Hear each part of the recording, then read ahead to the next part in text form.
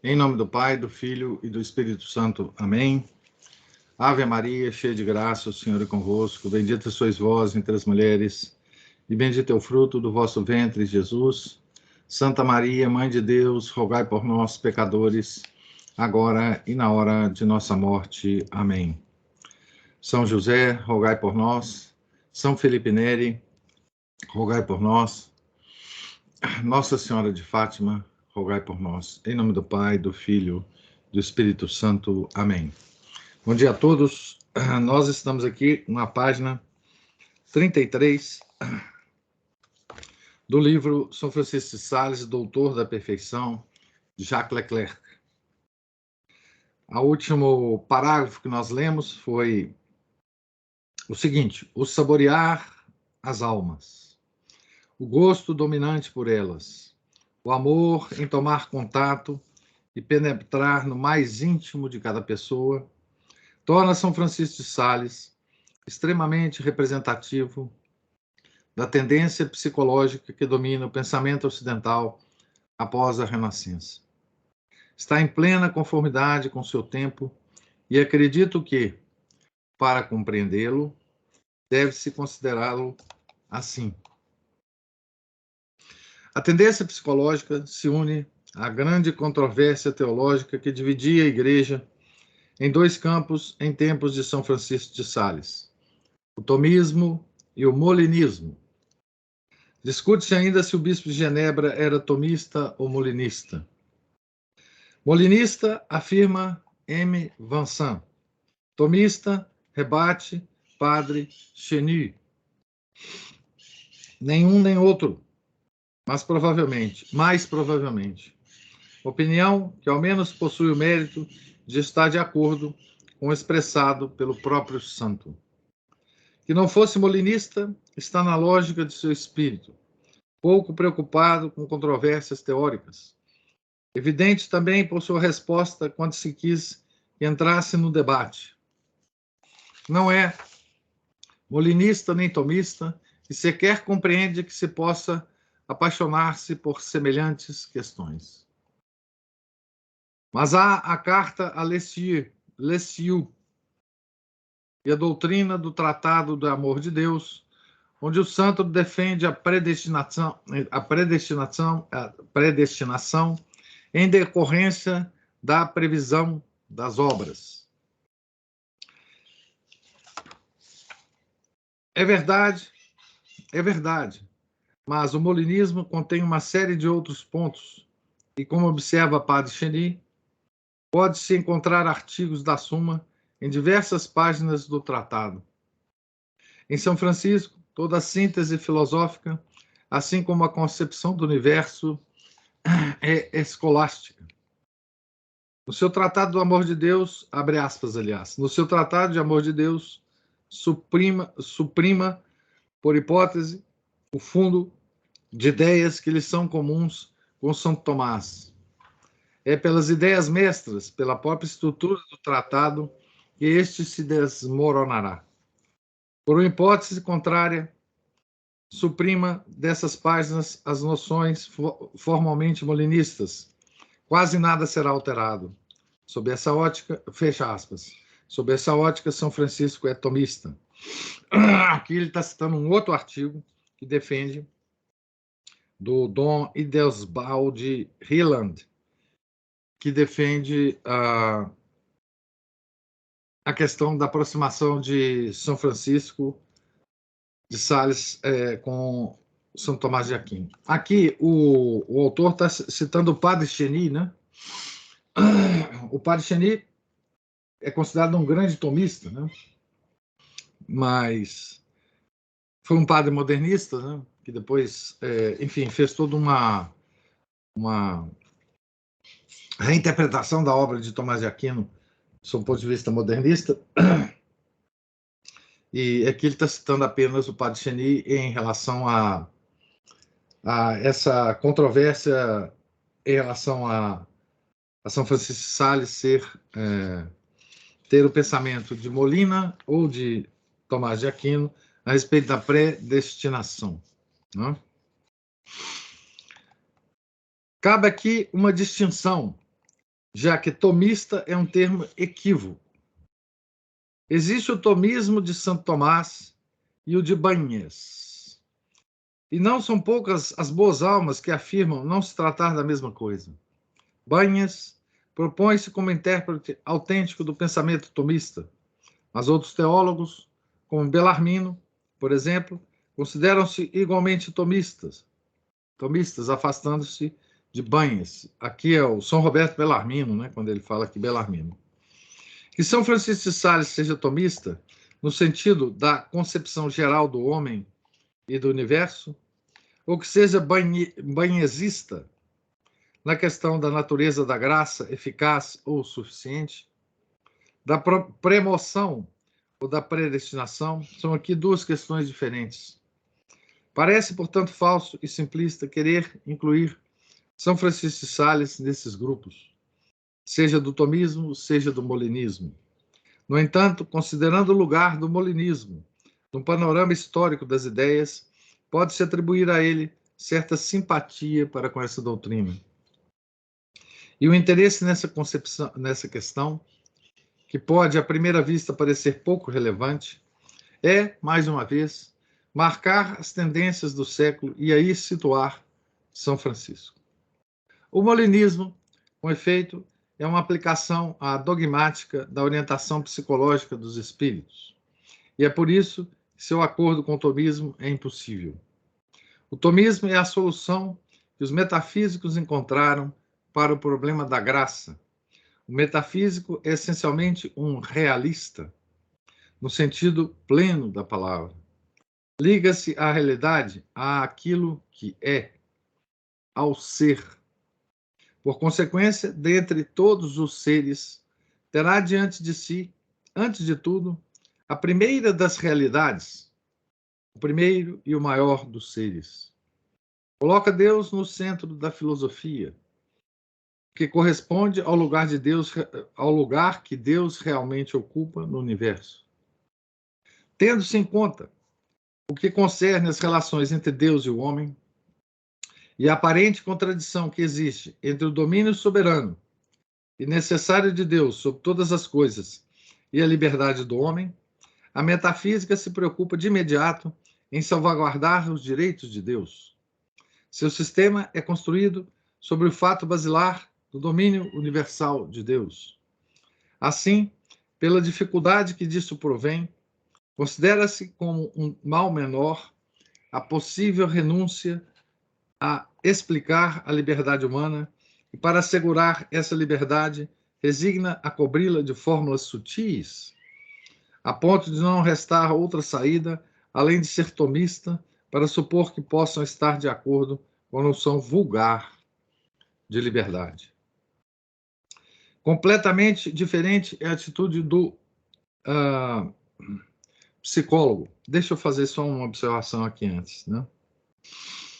Essa questão da predestinação, o que foi depois usado por Calvino, né? Bem, essa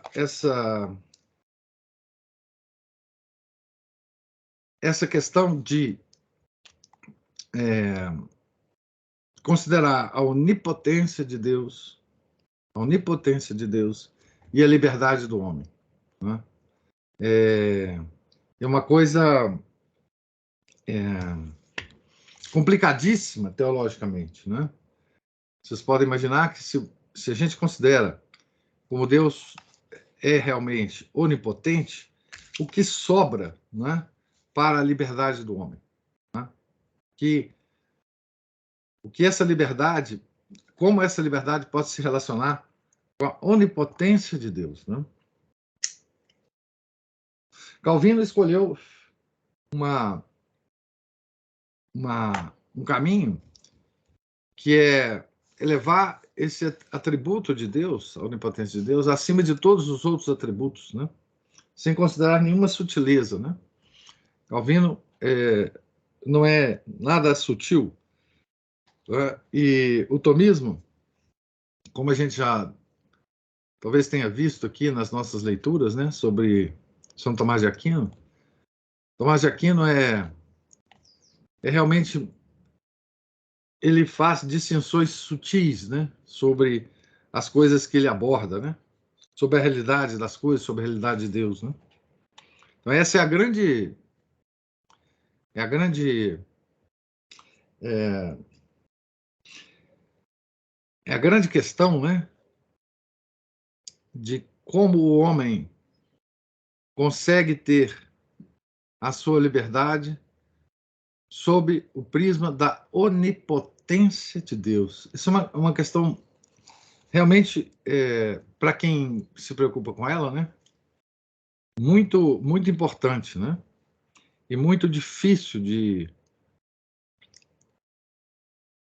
raciocinar, né? Até que ponto, né, nós temos essa liberdade que nos faz querer a salvação? Até que ponto essa liberdade ela pode ser nos dada frente à onipotência de Deus, né? Então, a predestinação nasce disso, né? Deus é tão onipotente que predestina as almas, a salvação ou a perdição. É a ideia do Calvino, né? Então, continuando aqui, completamente diferente é a atitude do psicólogo. Habituado a se ocupar do homem, tendo gosto em esquadrinhar as almas, prefere partir do homem que julga conhecer. Não que negue o supremo domínio de Deus sobre o universo, mas o fato da liberdade humana cativa sua atenção. Toda tese que, mesmo aparentemente leve a negá-la, desconcerta-o. E se for necessário deixar sem explicação um dos dois termos do problema, ou onipotência de Deus ou liberdade, não é? Será a soberania divina, que preferirá relegar a um segundo plano, o que não o impedirá de inclinar-se diante dela em um ato de fé. Acredito que o molinismo surgiu dessa tendência, sendo um produto do seu século, um produto genuinamente puro do Renascimento. Portanto, não é indiferente conhecer sua época para poder compreendê-lo. O tomismo, apoiado sobre o real, terá necessariamente uma estrutura lógica invencível. O molinismo, construído sobre a experiência e embasando suas certezas sobre essa experiência constantemente renovada pela análise psicológica, não estará à altura para uma comparação do ponto de vista lógico. E por esse motivo, o molinismo não poderia vencer numa discussão. No entanto, o molinismo deve contar com a simpatia da maior parte dos espíritos imbuídos da mentalidade moderna, já que está em conformidade com o conhecimento que temos da alma. Podemos dizer que o tomismo é mais lógico, enquanto que o molinismo é mais prático. As pessoas que possuem atenção absorvida pela prática terão simpatia pelo molinismo e precisarão de uma sólida formação metafísica para conseguir captar a superioridade lógica do tomismo. São Francisco é, antes de tudo, um psicólogo. Vive voltado às almas e observa-as. Além disso, é essencialmente benevolente, alentador. Toda doutrina severa, como a da predestinação anteprevisa mérita, repele-o. Por todos esses motivos, parece que sua doutrina ressoa melhor como molinizante, mais propriamente do que molinista, pois sua filosofia é tomista, e recusa-se a tomar partido na maioria dos pontos dogmáticos sobre os quais incide alguma polêmica. A polêmica aqui, muito simplificadamente, né, do molinismo e do tomismo, é que o tomismo é mais ligado à onipotência de Deus, como todas as suas sutilezas para salvaguardar a liberdade humana, e o molinismo é mais ligado à liberdade do homem, não é? E São Francisco de Sales está ali naquele meio, né?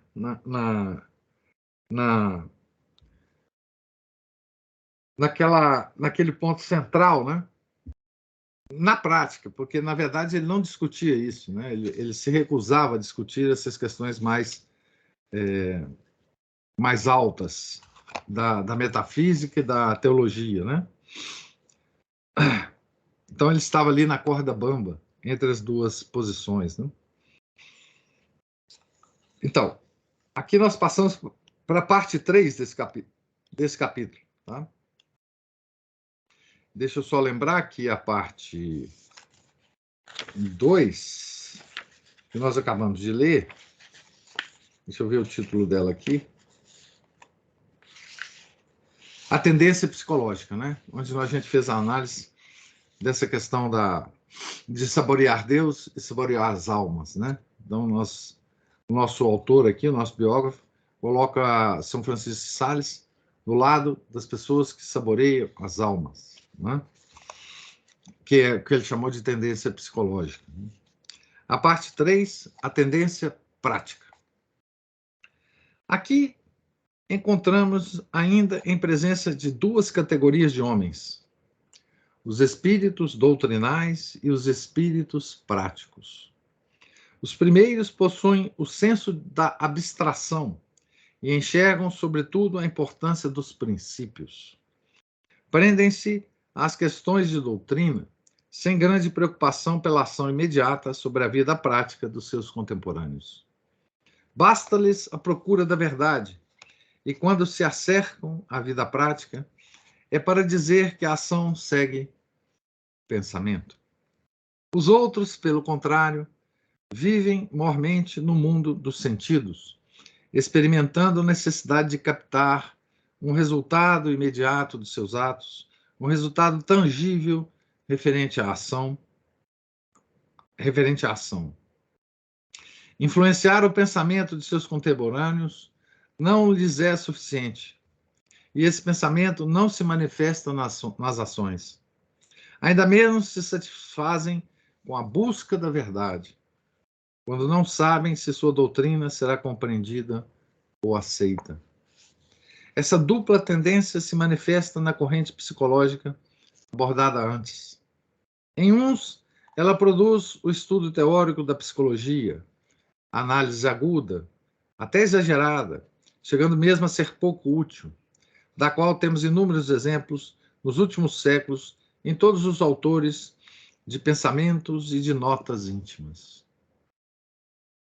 Em outros, ao contrário, produz ação sobre as almas, desejo do seu bem e a busca de tudo o que lhes pode ser salutar, procurando talvez mesmo, de uma maneira um pouco mesquinha, o que lhes parece trazer um bem imediato.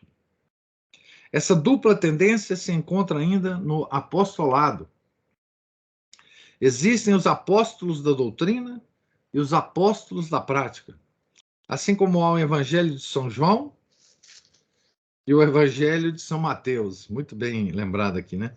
E o discurso na última ceia e o Sermão da Montanha. Aqui é muito interessante isso, né?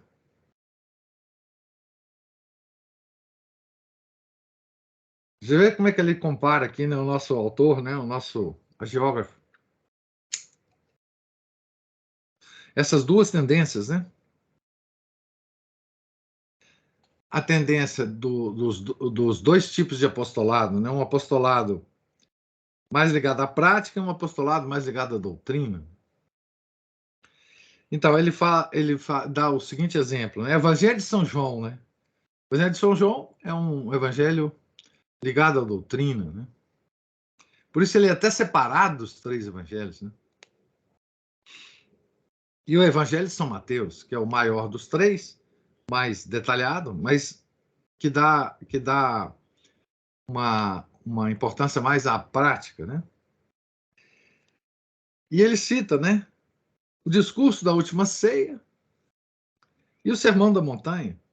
O discurso da última ceia é mais doutrinal e o sermão da montanha é mais prático, né? No próprio Deus encarnado, né? quando ele vai se expressar nessa realidade que nós vivemos, né? Ele se expressa da forma dupla, né? Talvez essa forma dupla de se expressar e de pensar tenha a ver com a realidade em que a gente vive, né? Tem a ver com a própria realidade do homem caído, né? Nesse universo, né? E por isso há os que se dão melhor no apostolado prático e os que se dão melhor no apostolado doutrinário, né? Existem os pregadores que desenvolvem a fé e os que corrigem os costumes, os propagadores de teorias e os que organizam obras.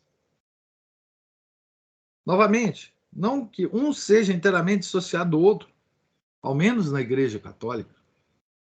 Doutrina e moral coexistem, mas ambas permanecem distintas, e cada espírito, segundo o que lhe apetece, inclina-se preferencialmente a um ou a outro. Então, doutrina e moral. Moral é a parte prática, né, da doutrina. Dada a doutrina, que tipo de ação a gente deve tomar em relação à doutrina, né? Veja que esse equilíbrio ele só pode ser mantido na Igreja Católica, né? Qualquer coisa fora da Igreja Católica, essas duas tendências, elas se desorganizam, elas se enrijecem, elas passam a não mais dialogarem, né? E nós vemos que na vida dos santos, né, essas doutrinas dialogam constantemente no próprio santo, né? E às vezes entre dois santos na mesma época, ou às vezes em épocas distintas, né? São Francisco de Sales é apóstolo, apóstolo prático de almas, administrador consciencioso de sua pequena diocese, guarda uma predileção pelo confessionário, pela pregação, pela direção das almas. A atenção que eles dedica à glória de Deus pelo bem das almas parece ser um bom resumo de sua atividade. Deus qui ad animarum salutem beatum Franciscum confessorem tuum atque pontificem omnibus omnia factum es voluisti. Aqui em tradução. Ó Deus, ó Deus, para a salvação da humanidade, quisestes que São Francisco de Sales se fizesse tudo para todos. Essa é a oração da coleta da missa em honra a São Francisco de Sales, no dia 24 de janeiro. Então, isso, né, que eu acabei de ler, diz dele a Igreja na oração da missa em sua honra. E isso elucida de maneira mais precisa a indiferença doutrinal que se fez referência acima. Raras passagens dogmáticas que podem ser encontradas em suas obras são escritas com o objetivo de ação imediata, no decurso e a serviço de omissão, ou como introdução à obra de análise psicológica, ao manual de perfeição, que é o Tratado do Amor de Deus. Trabalhou com todo o coração na evangelização de Chablais, onde tinha um resultado positivo e imediato ao alcance das mãos. Teria desejado, a seguir, introduzir-se em Genebra e entregar-se aos debates públicos, o que seria mais uma ação de alcance imediato. Assim, não se deu ao trabalho de escrever sobre questões doutrinais controvertidas, como armas de longo alcance, cujo efeito não se perceberia imediatamente. Era um homem ligado às suas circunstâncias, né? à sua pequena diocese, às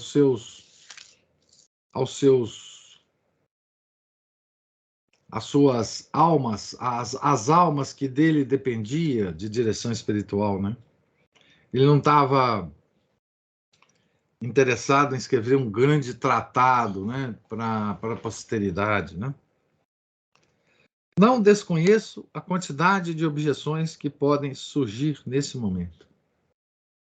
São Francisco de Sales, poderiam me dizer, possuía um vivo desejo de escrever contra os protestantes, mas era bispo e seu ministério pastoral o absorvia. Ele mesmo se lamentou em mais de uma ocasião. No entanto, teve tempo de escrever numerosas cartas de direção espiritual, algumas bastante longas, além da introdução à vida devota e o tratado do amor de Deus. Poderão me responder que são as circunstâncias que a isso o conduziram. Tendo um espírito de profunda submissão à providência, deixava-se conduzir com total docilidade. Concordo com isso, mas também não estamos de acordo em pensar que as circunstâncias são, em certa medida, guiadas por nosso caráter, ou mais exatamente, que nosso caráter é uma das circunstâncias principais de nossa vida. Acredito que as circunstâncias possam exercer algum domínio, mas apenas até certo ponto. Pelo contrário, acredito fortemente no provérbio: expulsai o natural e ele voltará a galope. Escolhendo 10 sacerdotes ao acaso e colocando-os sobre a mesma cátedra episcopal, um será administrador, outro não cessará de percorrer sua diocese para estimular o zelo de seu clero e de seu povo, o terceiro fará teologia e um quarto dirigirá religiosas.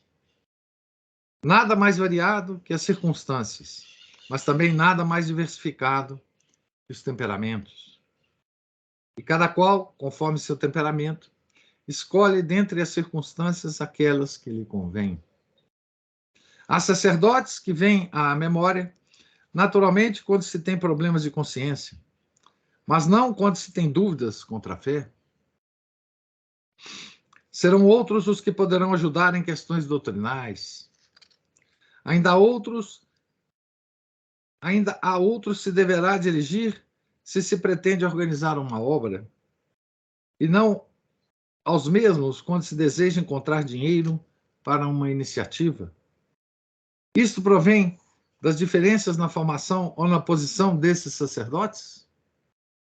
Nem sempre, no mesmo meio, encontram-se sacerdotes que ocupam posições similares e, mesmo assim, apresentam diferentes tendências.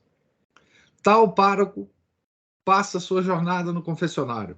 Tal outro se ocupa, sobretudo, de atrair os fiéis à igreja pelo esplendor da liturgia. Um terceiro entrega-se por completo às suas obras. Acontece o mesmo, aliás, com todas as profissões, em todo grupo de pessoas. Encontram-se diferenças análogas na maneira, de conduzir um ministério, um comércio, um escritório de advocacia ou uma usina. São Francisco de Sales, pelas circunstâncias, especialmente pelo seu caráter, foi um homem de ação dita prática, daquele tipo de ação cujos resultados são perceptíveis e imediatos. Denominei esse tipo de ação como dita prática, para evitar um equívoco que incorrem com frequência precisamente os chamados espíritos práticos. Esse equívoco consiste em identificar prático com eficaz. Se se toma o termo prático no sentido de eficaz, fica bem claro que os espíritos mais práticos são aqueles que, no sentido corriqueiro da palavra, não o seriam, considerando que as ideias influenciam de uma maneira muito mais profunda e prolongada que os atos. E Platão, Aristóteles, Santo Tomás, Descartes ou Kant são homens incomparavelmente mais práticos que Alexandre Magno, Júlio César, Carlos Magno ou Napoleão. Somente deixa de ser esse sentido comum da palavra prático quando em oposição a teórico. No sentido habitual, o termo prático talvez possa ser definido como aquilo que visa um resultado positivo ou perceptivo imediato. É nesse sentido que o filósofo não é um homem prático, enquanto um cozinheiro, sim. Aqui ele compara dois tipos de homens, né? que não seria prático no sentido de eficaz, não é? Mas que é muito mais prático do que o que se entende como homens práticos, né? O Chess tem um texto, que agora eu não vou lembrar qual é, muito interessante sobre essa questão, né, de ser prático, né? Que é a tendência nossa, né? Hoje em dia, sermos práticos, né? Então, ele diz o seguinte, ele compara Platão, Aristóteles, São Tomás, Descartes ou Kant com Alexandre Magno, Júlio César, Carlos Magno ou Napoleão. Esse segundo grupo, ele seria, nos moldes dessa prática eficaz, né? Homens práticos. Né? Os outros, não. Os outros não são homens práticos. Mas quando a gente vê, né, o que a obra desses homens significou de prática, né? Por exemplo, hoje, né, toda a nossa prática do mundo moderno, né, é influenciada por Kant e Descartes, né? Tá certo? E todas as outras coisas que vieram depois desses homens, né? Todo o mundo hoje, toda a prática do mundo hoje é baseada de forma longínqua nesses dois pensadores, né? E não é baseada em nada em Alexandre Magno, Júlio César, Carlos Magno ou Napoleão. Tá certo? É muito interessante a gente observar isso, né? Sob esse ângulo, um doutor, um homem que ensina doutrina, não tem nada de prático. Nenhum doutor da igreja é menos doutor que São Francisco de Sales. Chega a ser um doutor um pouco paradoxal, São Francisco de Sales, né? Se seus ensinamentos adquirem um valor teórico, é a força de perfeição prática, de equilíbrio, de particular bom senso, que torna possível extrair algo de aplicação geral, até dos conselhos mais íntimos. Esse espírito prático empurra-o, então, a procurar o bem das almas e a glória de Deus, pelo bem e santidade dessas almas, mais do que para dar-lhes a conhecer a verdade. Atua sobre a vontade e sobre a sensibilidade com muita profundidade, mas bem menos sobre a inteligência. Então, aqui está a dicotomia real, né, dessa questão prática e teórica, né? É a dicotomia dos dois atributos da alma, né? A inteligência e a vontade, né? São Francisco de Sales, ele tinha muito mais preocupação com a vontade do que com a inteligência, né? A inteligência busca a verdade, né? A vontade busca o bem, né? Então, embora isso esteja em conjunto na nossa alma, em cada um de nós, né? São Francisco de Sales procurava muito mais a orientação da vontade do que a busca pela verdade através da inteligência, né? Tá certo? Que é o contrário de, digamos, contrário em termos da vida, né? De um São Tomás de Aquino, né? Não que cada um deles desprezasse a outra parte da alma, mas é apenas a ênfase da sua obra, né? Que cada santo nos deixou, né? Então, vontade, né? A entrega da vontade a Deus, né? Tá certo? Sem muita preocupação com a verdade, com o intelecto, né? De novo, então, esse espírito empurra-o a procurar o bem das almas e a glória de Deus pelo bem e santidade dessas almas, mais do que para dar-lhes a conhecer a verdade. Atua sobre a vontade e sobre a sensibilidade com muita profundidade, mas bem menos sobre a inteligência. Talvez isso explique seu grande êxito entre as mulheres em comparação com os homens. É deveras chamativa a desproporção entre o número de suas correspondentes e de seus correspondentes, de suas penitentes e de seus penitentes, o que não se explica pelo simples fato de as mulheres serem mais afeiçoadas a esse tipo de consulta em comparação com os homens, já que, se esses sentem menor necessidade dessa meticulosa direção de alma, também é verdade que se prestam de bom grado às formas de influências mais gerais, mais doutrinais, não menos profundas.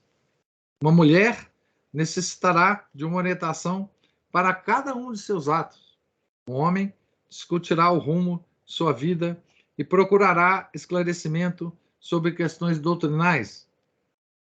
São comportamentos diferentes, mas não um melhor que o outro. Lendo as correspondências de Santo Agostinho, encontram-se numerosas cartas destinadas a homens sobre centenas de questões de toda espécie.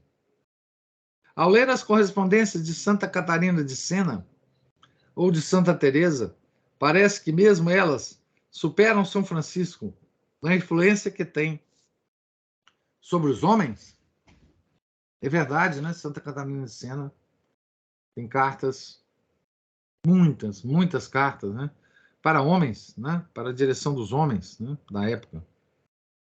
Além disso, basta ler os sermões de São Francisco de Sales para sentir a preocupação praticamente exclusiva de edificar, mais que de instruir. E isso, inclusive, nos sermões dirigidos a leigos. É suficiente ler a lista de livros que aconselha a Filoteia na introdução. Sua interlocutora deverá nutrir sua devoção com leituras de caráter prático.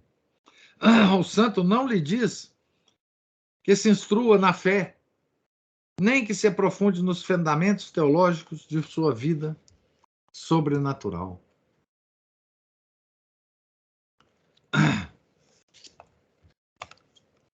Então, essas observações do nosso biógrafo, né? Que agora, nessa parte aqui, está falando também da tendência psicológica, né? É muito interessante, porque é uma observação sobre o santo, nosso santo da vez, né? Que muito poucas vezes se faz, né? Com essa precisão e com essa sutileza sobre os santos de um modo geral, né? Por isso que essa biografia é de certa forma diferente das outras biografias, né? Que nós já lemos aqui. Por exemplo, né? Quando a gente lê a biografia de uma Santa Gema, de uma Santa Margarida Maria, são santas que nos inspiram mais do que nos ensinam doutrina, né?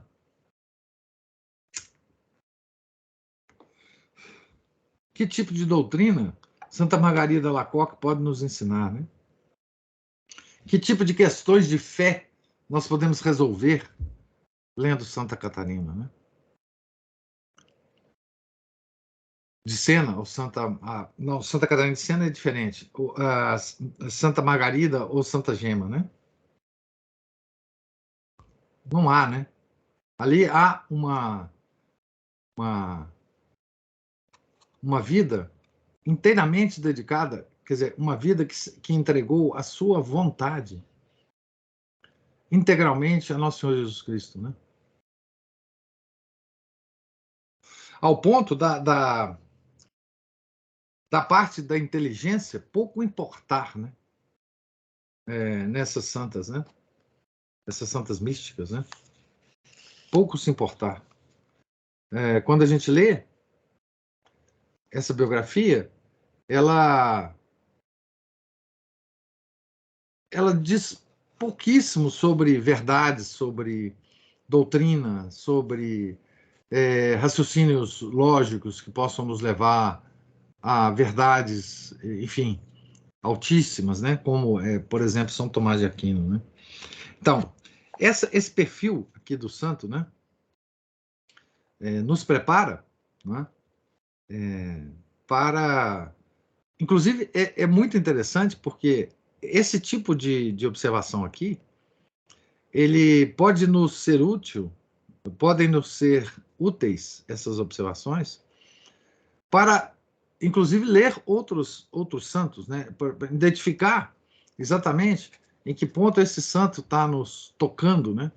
Se é na nossa inteligência ou se é na nossa vontade, né? Primordialmente, né? Porque os santos tocam aos atributos superiores da alma, certamente, né? Todos eles, né? Mas há preferências de um santo e de outro santo, né? Então, essa análise... E por que essa análise é possível, né? É porque houve uma mudança na Renascença, uma mudança de enfoque, uma mudança dentro da igreja, né? Que ocorreu devido ao clima do tempo, ao aroma do tempo, ao perfume do tempo, né? Que foi a Renascença, né? Ela trouxe isso para dentro da igreja, né? Ela trouxe isso como tendências dos homens da época, né? E a igreja, ela sempre trabalha com os homens da sua época, né? Ela sempre trabalha com aqueles homens que têm que ser, cujas almas têm que ser salvas na época em que eles vivem. Portanto, a igreja tem que se adaptar à época dela para ensinar a mesma coisa que ela sempre ensinou, né? Então, há ênfases diferentes em épocas diferentes, né? A igreja verdadeira, né? Hoje não existe mais nada disso, né?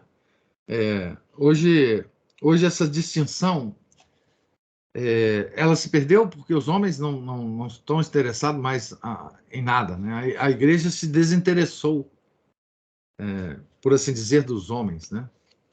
Que é uma contradição, porque a igreja moderna, ela nasceu no Concílio Vaticano II, né? Dando muita importância ao homem, muito mais do que a Deus. E aí ela se perdeu, né? Ela hoje não tem mais nada a ensinar aos homens, na igreja de hoje, né? A igreja de sempre, ela vai sempre existir, vai sempre ter coisas a ensinar aos homens, né?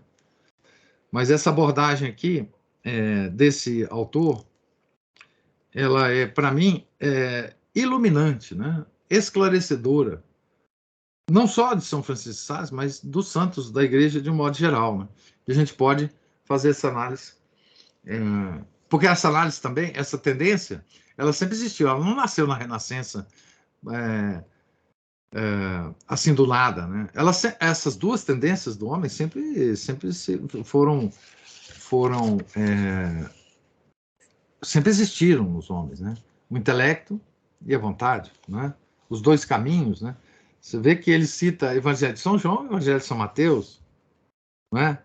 O discurso da Quinta-feira Santa e do Sermão da Montanha, né? Então, Nosso Senhor já sabia dessas duas tendências, né? Claro, ele foi o nosso criador, né? Tá certo? Então, eu vou parar aqui na página 41 dessa leitura, para a gente discutir aqui um pouco se é que há alguma observação a fazer. A Ana Paula ou o Márcio levantou a mão aí. Professor. Sim. Duas coisas que me chamaram a atenção hoje, assim. Uma que no início da leitura foi dito que São Francisco de Sales foi um homem sob a influência de seu tempo, né? E o senhor disse que hoje nós somos práticos, né? Os homens do nosso tempo são práticos.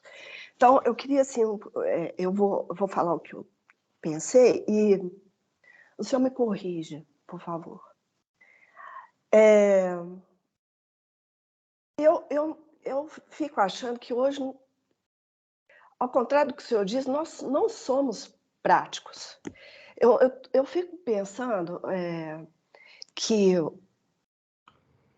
são palavras que o senhor até não gosta muito, né? Tradicionalismo, conservadorismo, são quase como uma ideologia. Fica só tudo no mundo das ideias. Porque as pessoas se mantêm assim, como as coisas ficam numa superficialidade, num mundo de aparências. E as ações contradizem aquilo que as pessoas dizem. Então, assim, as ações contradizem essas aparências. Então, assim, às vezes a gente vê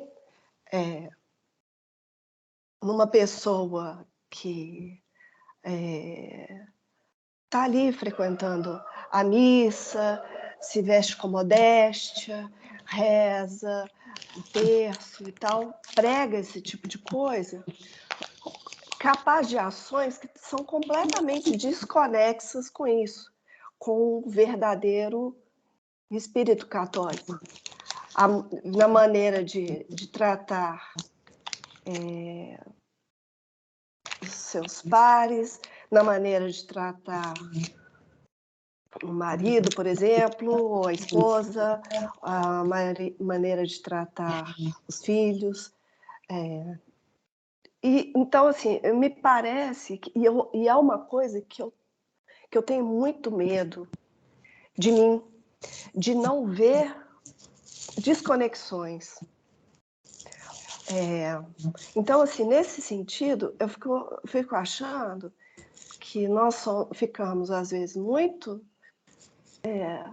no mundo das ideias, pregando muitas coisas e tal, e às vezes até nos enganando a nós mesmos, achando que assim, eu cumpro todo um ritual, tem toda uma ritualística que eu sigo, mas na hora da aplicação prática dos ensinamentos de Nosso Senhor, eu falho terrivelmente.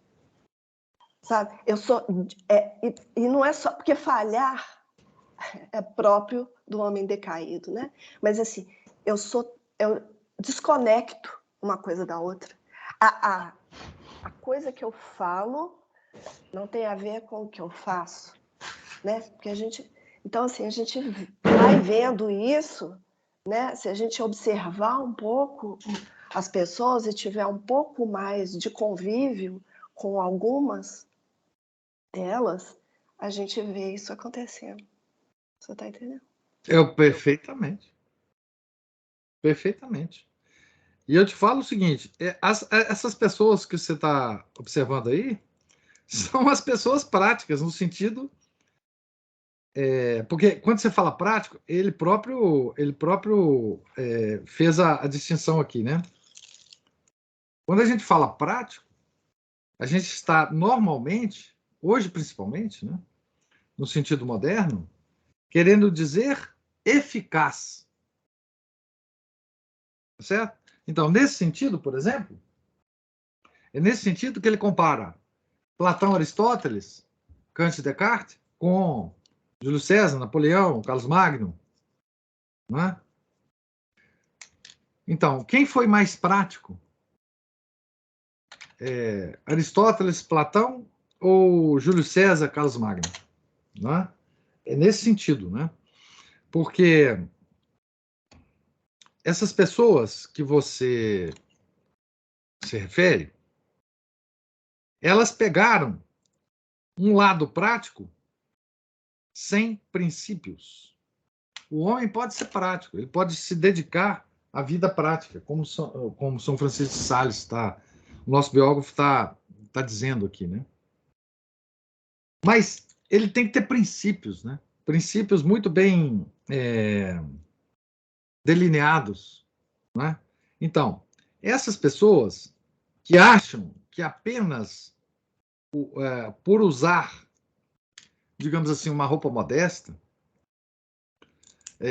no caso da mulher, né? Ou no caso do homem, um terno, né? Na missa, ali a coisa já se resolve. Então, esses homens, eles dão muito mais valor a essa prática, por isso que eles são homens práticos e mulheres práticas, do que aos princípios. Né? Do que aos princípios. Quer dizer, o que eu quero dizer é o seguinte, vou ver se eu facilito aqui a compreensão. Né? O fato de você usar uma roupa modesta tem que ser a consequência da sua vida católica. E não o princípio no qual você vai orientar a sua vida católica. A modéstia é uma consequência natural da vida interior católica. Né? E é claro que quem se aproxima da missa tridentina, né, ela vai ver que ela não consegue sobreviver ali se ela não usar roupas modestas, né? Porque ali não tem jeito. Né? Mas isso é apenas a consequência, ou devia ser a consequência de uma religiosidade, e não o contrário. Você não pode usar, por exemplo, uma roupa modesta e se considerar católico só por causa disso. A sua modéstia tem que ser uma consequência. O católico, digamos assim, tradicional, ele é modesto porque não tem outra forma dele ser sendo católico. Modéstia, inclusive, não é só na vestimenta, né? Modéstia é uma coisa que envolve todo o ser, né? Modéstia ao falar, ao se referir às pessoas, ao dar atenção para as pessoas. O homem modesto ou mulher modesta, ela é modesta como um todo. Ela não é só modesta porque ela está se vestindo modestamente, né? E aí você tem essas deturpações modernas, né? Que é a aparência de modéstia. É a mesma aparência de humildade que a gente fala aqui, Ana Paula. As pessoas, elas querem ter uma aparência de uma virtude. Não importa se ela internamente tem essa virtude. O que importa é ela mostrar essa virtude. Né? E isso mostra, inclusive, a irritação das pessoas com a roupa das outras. Né? Então, tem muita gente que fica irritado porque a outra pessoa não está vestida da maneira como ela acha que deve estar vestida por uma pessoa modesta. Então, essa confusão do nosso tempo, é uma confusão do nosso tempo, né? Ela demonstra exatamente isso. A gente não tem... A nossa modéstia, ela não sai do interior da gente e se expressa no exterior. Ela faz o contrário. Nós somos homens práticos, é isso que eu estou falando. Porque o homem modesto, ele é modesto não só pela vestimenta, você vê que ele é modesto. Ele tem expressões, ele tem palavras, ele tem sorrisos, ele tem as feições do rosto, mostram que ele é modesto. Para além da roupa, entendeu? Ele pode até estar ali naquele momento com a roupa meio estranha, meio esquisita ali para aquele momento, mas você sente que ele é modesto. Ele está ali com aquela roupa por alguma razão, mas você sente que ele é modesto. A modéstia não é só a roupa. Né?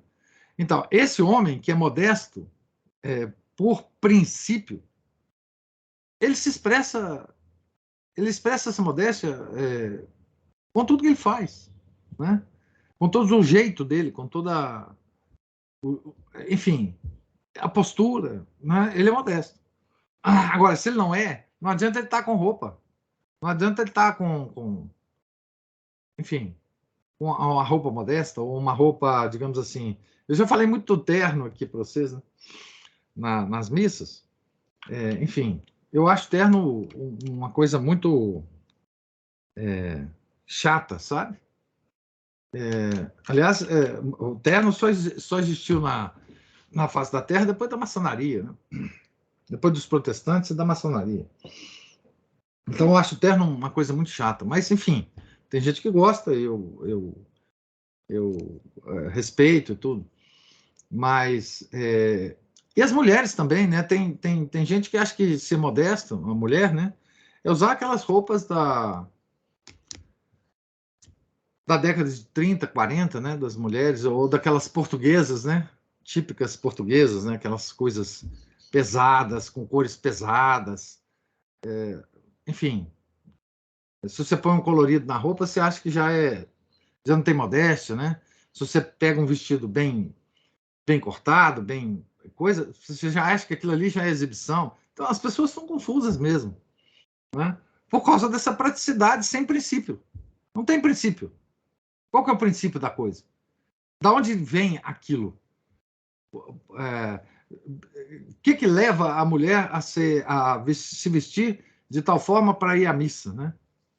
E às vezes não se vestir da outra forma para ir numa festa. Não, é uma coisa insolúvel isso, né?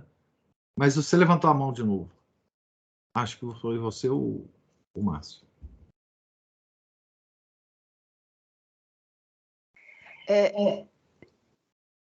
Sobre essa questão da modéstia no vestir, eu vou abrir um parênteses aqui para dizer o seguinte: teve um vídeo do Rômulo, que é cunhado do professor Marcelo Andrade, Sim, que foi grande. assim, ele foi praticamente decisivo para mim na questão de explicar essa questão da modéstia feminina ao vestir.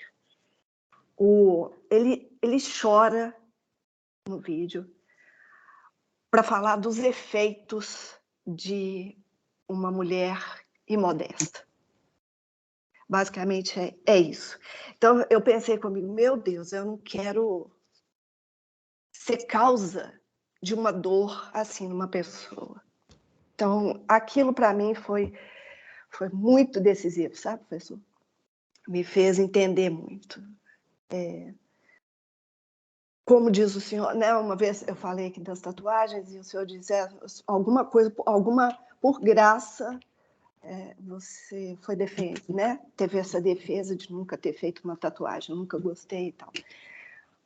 Então, acho que por graça também, eu nunca fui um tipo de pessoa que me vestia também de uma maneira tão desregrada, mas ouvi-lo ali, para mim, foi bastante decisivo. Agora, falando de novo dessa questão, né, do tradicionalismo, da questão das ideologias e tal, eu fico pensando assim que a gente fica toda hora falando, porque eu sou um verme, né? Eu sou um miserável e tal. Mas é estranho, porque assim, como assim que esse vermezinho, esse ser tão miserável que sou, não pode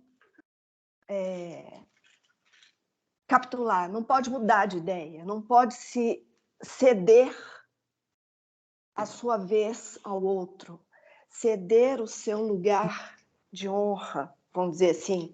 O senhor está entendendo o que eu quero dizer? É um vermezinho orgulhoso. É um vermezinho orgulhoso.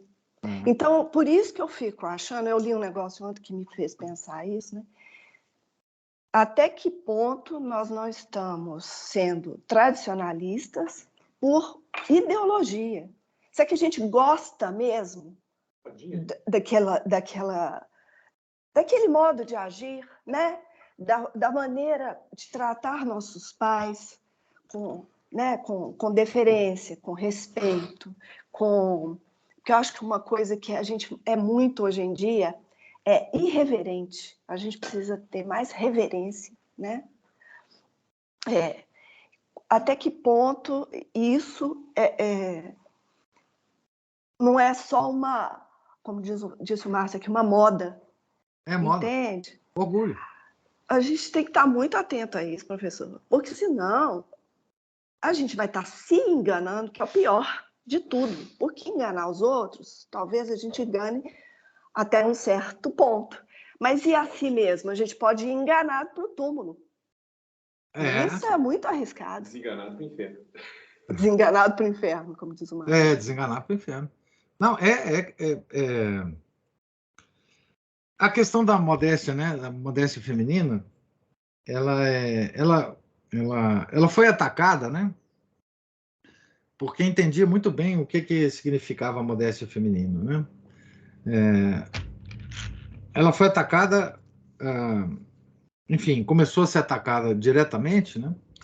Na Revolução Francesa, né?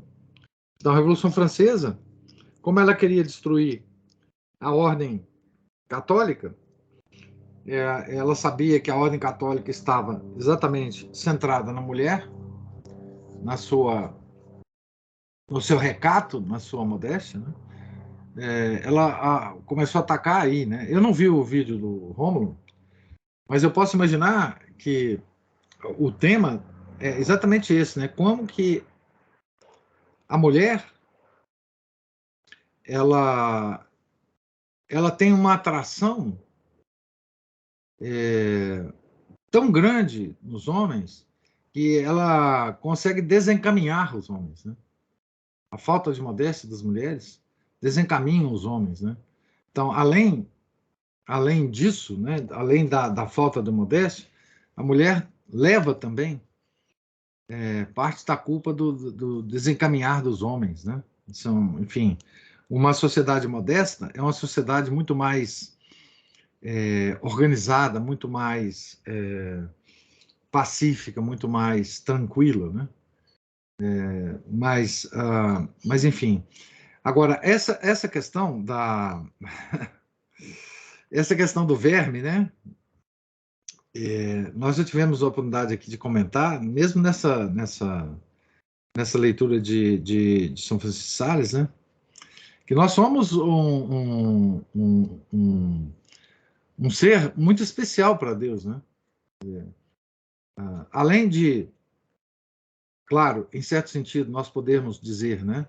E num sentido muito real, né? Que nós somos vermes, nós somos cinzas, né?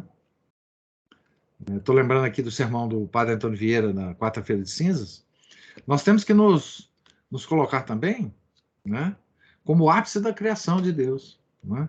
Então nós nunca podemos perder a noção de que nós somos o ápice da criação de Deus. Nós somos aquelas criaturas que Deus deu o domínio dos seres criados, né? Nós somos os senhores da criação, né? Deus deu isso para nós, né? Deus deu isso a Adão, né? Quando ele deu o poder de Adão de dar nome às coisas, dar nome às coisas, né? Nós somos, de certa forma,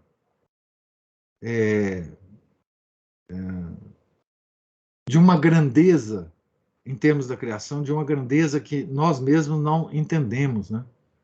Eu dizia lá naquela época, né? Que só nós somos príncipes de um rei, né? Nós temos domínio sobre terras que o rei nos deu, né? Então nós somos, nesse sentido, ontologicamente, nós temos um grau altíssimo de responsabilidade, né? Vermes, quando comparados a ele. Príncipes, quando comparados à missão que ele nos deu, né? Veja, olha o que Deus nos deu de missão, né? Eu fico lembrando aqui, primeiro, o domínio da natureza, né? Nós dominamos a criação, né? Nós podemos fazer coisas no mundo que nenhuma outra criatura pode fazer, né? Nós podemos arar, nós podemos plantar, nós podemos nos alimentar, nós temos a capacidade de nos vestir, de nos proteger das intempéries, não é? Além disso, não é? Nós temos poderes divinos. Veja que coisa incrível, né?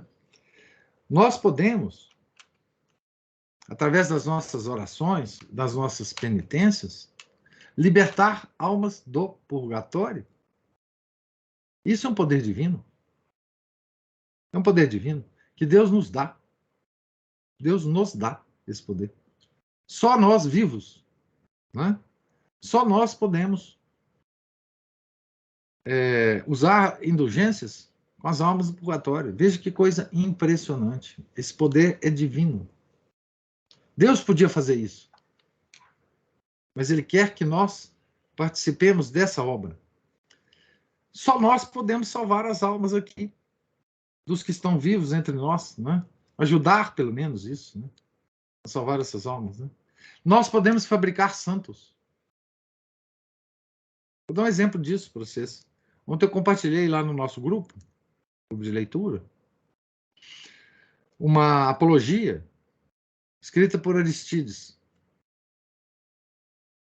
que foi um pagão oficial do imperador Marco Aurélio, que, vendo a perseguição dos cristãos, escreveu uma apologia ao imperador, ainda como pagão, dizendo sobre os cristãos. Né? Depois ele se converteu e se transformou no santo Aristides de Atenas. Né? Mas veja, quem é que formou esse santo? Quem é que formou esse santo? Foram os cristãos da época dele. De onde é que ele... Como é que foi a conversão dele? Foi observando aqueles cristãos que estavam vivendo no tempo dele, como é que eles agiam.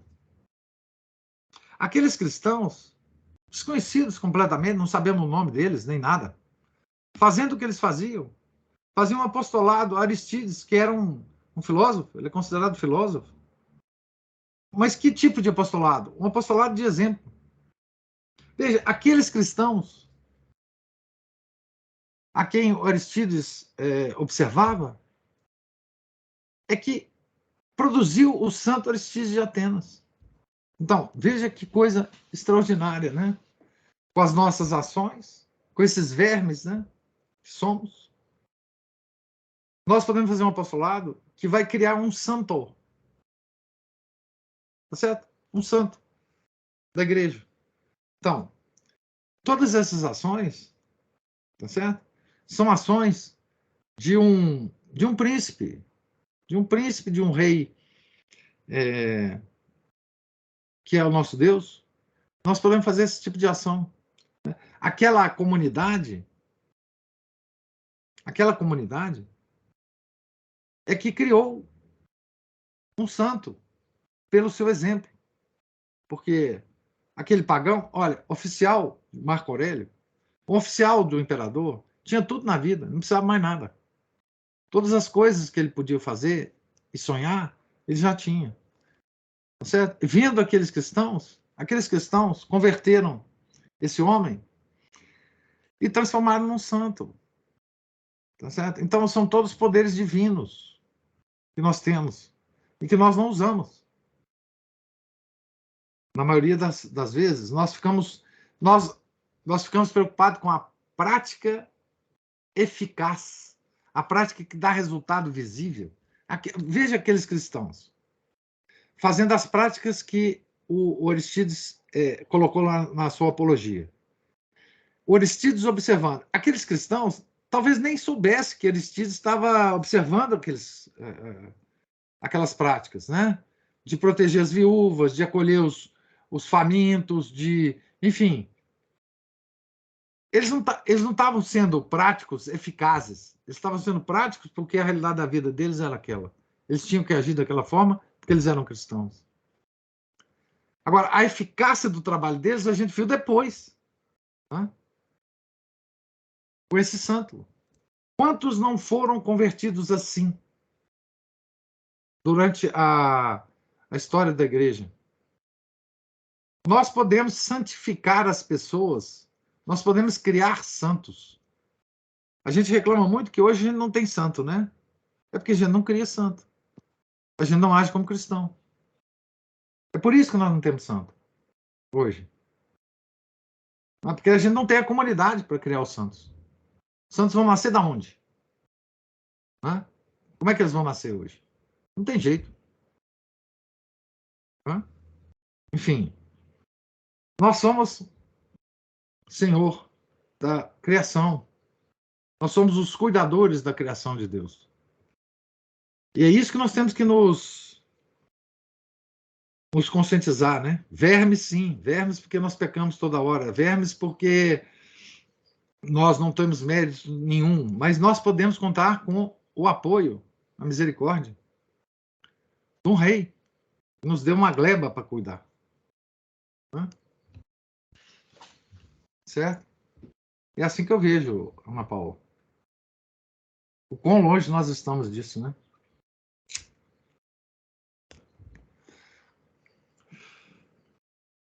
E ontem o padre deu um exemplo de um dia que ele encontrou com uma moça que ele custou reconhecer que frequenta a missa e tal. Ele falou, no domingo tá de saião, tá de véu e tudo. Mas ela estava de calça justa, decote. Ela não entendeu nada. E eu fico pensando, e será que alguém explicou?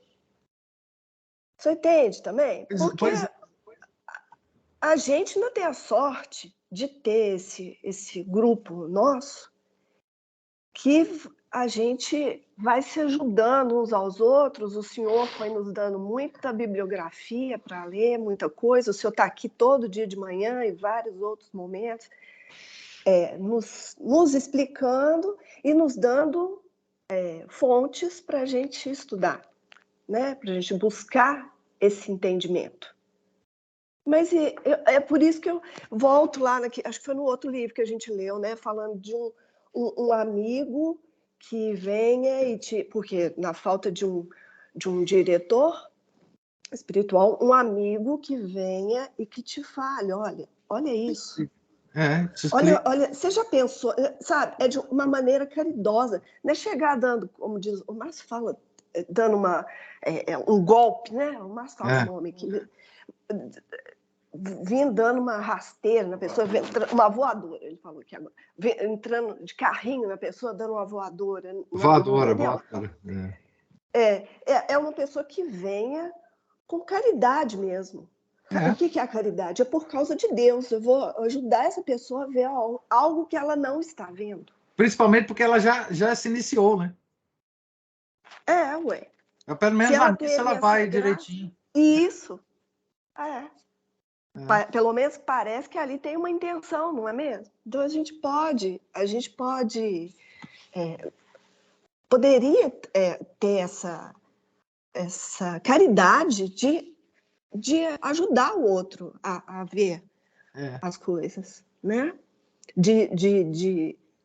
Porque às vezes essa pessoa, essa moça aí, não teve mesmo quem explicasse para ela. Exato. Era quase que um uniforme que ela tem que usar para ir à missa. Aquilo ali. Exatamente. Eu imagino que que muitas têm a roupa da missa, né? Já prontinha assim. E o resto é resto. Não, você está certíssima. Assim, o que falta às vezes é uma explicação tão simples, né? Que a pessoa, inclusive, às vezes encara de forma diferente, mas às vezes ela vai acolher e vai pensar e vai mudar ao longo do tempo, né? Mas é isso, a gente não tem mais. A gente não tem uma comunidade de exemplos, né? A gente não tem uma comunidade assim de caridade, né? Nós somos os cristãos que vivemos num paganismo pós-cristão, mas que não agimos como aqueles cristãos do início do cristianismo, né? Enfim, e é uma pena, porque é exatamente isso que nós precisamos, né? Nós precisamos de uma vida prática, mas não é essa prática eficaz, né? Mas uma vida prática de considerar a realidade das coisas e agir conforme a realidade das coisas, como cristãos, né? Como católicos. Né? A gente tende a ficar muito reativo, Ana Paula, hoje, eu acho, por causa da crise da igreja, né? A gente tende a ficar crítico, né? A gente tende a criticar as pessoas, a, a ficar pegando em picuinhas das pessoas, né? E isso tem pouco a ver com o espírito de caridade, né? Que a gente tem que exercer sempre, né? Esse endurecimento, o que eu quero dizer é o seguinte: esse endurecimento da crise da igreja, que fez uma divisão que era inevitável, né? Entre uma parte que, digamos assim, quer viver numa igreja anterior ao Concílio Vaticano II, e da outra parte dos católicos que querem viver toda a fruição do Vaticano II, isso fez os dois lados se enrijecerem, né? E o lado que quer preservar essa igreja, né, tende a ser reativo a essa outra parte, né? Tende a agir com muito mais rigidez do que caridade, né? Isso é uma coisa que nós que estamos do lado da preservação da igreja de sempre, nós não podemos agir com rigidez. Nós temos que agir com caridade, né? Com caridade para essas pessoas, porque principalmente agora, né, que tem havido, né, muita aproximação de pessoas em relação à missa tridentina, né? Que eu acho que assim, o papado deu um tiro no pé quando ele tentou proibir a missa tridentina, porque isso vai atrair muito mais gente para a missa tridentina. Nós temos que acolher essas pessoas e de alguma forma, explicar para elas o que é aquilo, né? O que é essa comunidade, o que é essa missa, o que é... Mas não é a missa em si, os passos da missa, não é nada disso. Né? É explicar aquela espiritualidade que a missa traz com ela, que a igreja de sempre traz, né? Certo? Então, assim, mas sim, falta caridade, muita caridade em nós, para receber essas pessoas, né? E para tentar instruir, né? Da forma que a gente possa, né?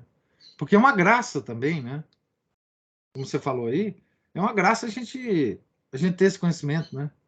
A gente desenvolver essas atividades todas, é uma graça que Deus deu para nós que a gente tem que usar, né? Para as pessoas, para incluir mais pessoas, né?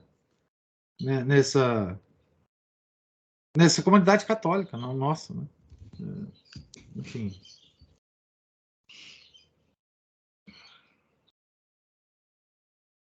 Mais alguma observação dos outros presentes aí, ou da mesma da Ana Paula e do Márcio?